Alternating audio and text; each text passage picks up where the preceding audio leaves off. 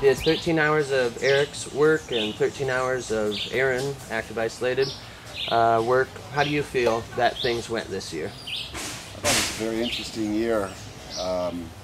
Aaron's work, I've known and done Aaron's work off and on for 15 years, and it's interesting to see some of his new stuff. He's really got a lot of new things that work with more troublesome conditions, palsy stuff, and a lot of the studies that he's doing with National Institute of Health, or is that what it is, NIA, they're getting ready to do. I thought it was a great week. You know, we had roosters. We had Tom Myers last year, and this is 6 years, you said, so we bring different educator each year. We had James Wozlowski, who will be here again next year, and David Kent and Tom Myers last year, and this year, of course, Aaron and my great crew, my staff, Jeffrey here, and Kim Miller, and Paul, and Rudy. And so it was a very delightful year, but it was very intense. I mean, this was an incredibly intense year with the 70 people in the workshops. We usually, last year was 74, this year was 70, which is a large crowd to try to get complex concepts across in 13 hours, but it works. People were afraid that there weren't enough hours for each presenter to know what we were, to get a really good idea, a condensed version of it, but there was a lot to it. It works, yeah. Halfway through the week, some people were getting kind of concerned that the theory was too much. Yeah. And how do you feel about the end point where people were? Did it all come together for them? Yeah. The theory, to me, if you don't know why you're doing it, technique is no good unless you understand why you're doing it, to me. I mean, I have to know theory. Some people don't care about theory. Some people don't like to review the anatomy. We do a lot of human dissection type anatomy, show a lot of that so that people know exactly what they're really working on, what the kinesiology of it is. And of course, we're really big into how joints work, the mobilization of joints by way of soft tissue work. Yeah, and I feel like being out in the middle of the class, and walking around, showing people the techniques, sometimes there's a little stumbling when something's not familiar yet, but it comes quick too. The people that are very interested in the work, it starts to really come quick for them. And I think some that were a little hesitant and wondering if they were going to be able to challenge themselves and retain this information, I think everybody really got it by the end of the workshop.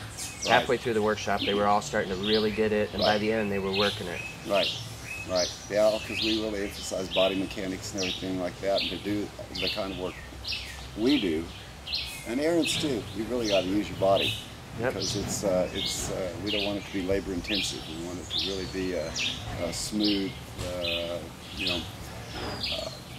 smooth work, but intense work too. There's just a lot to know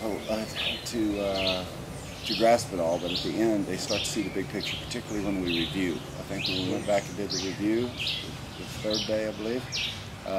They go, oh, okay, all right, so that's how that fits together, because our deal is kind of a formula. It fits within, you don't have to do the work as a formula, but it is you can follow it as a formula. We use Vladimir Yanda's work, and now we're using Serge Grochovetsky's spinal engine model, and so they blend beautifully together. Philip Greenman and Serge Grochovetsky and Vladimir Yanda put all of their Gait analysis stuff, which is what we're really into right now, is Gait analysis and how that relates to back pain. So it's going to be interesting. Next workshop next year is going to be very interesting. I'll have my new DVDs out, my new 4 DVD set. Might even be 7 DVDs the way it's going now. We're editing now, and it's hard to edit it out.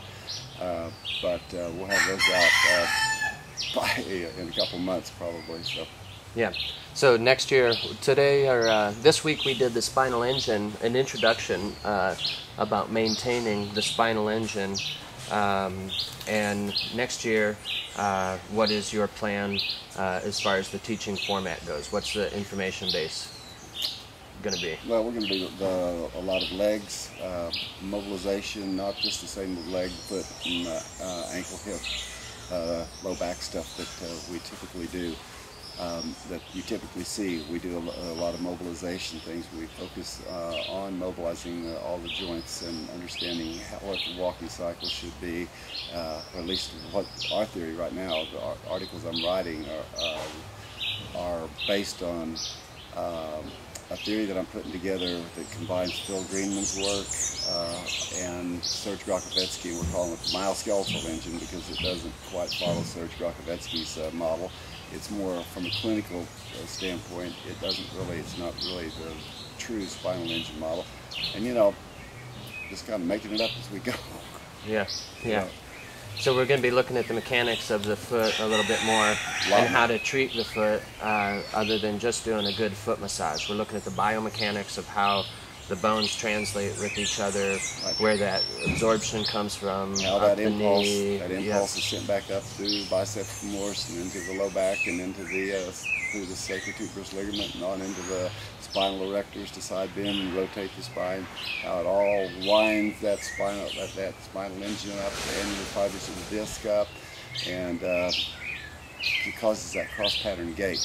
We're trying to figure out how to restore counter rotation of the pelvis and torso.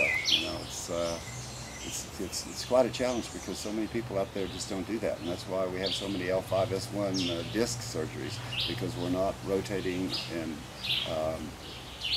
the torso and pelvis opposite one another. We don't have that counter rotation. We've lost the ability to counter rotate. We walk like a block. Our firing order patterns in our hips and our legs are off, and it's something to me that is absolutely basic. You've got to restore the firing order, the sequencing of muscle firing, in order to really understand how the whole gait cycle works. Yep.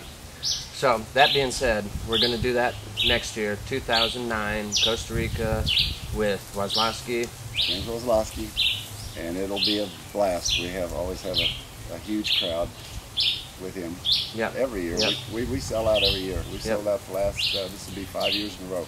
First year was the only year it didn't sell out. Yeah, people come down here to take a vacation, to get CEUs, to get well, It's absolutely to get well with wonderful. themselves, and it's been a real powerful experience for a lot of the workshop attendees, and for the TAs, and for Erik and Aaron and Kim and all of us. Everybody loves it, and we end up bonding. It's a bonding experience that you can't get anywhere else. You get away, get to some other country, get thrown together here in a beautiful 13-acre place with fabulous food and all these excursions and stuff.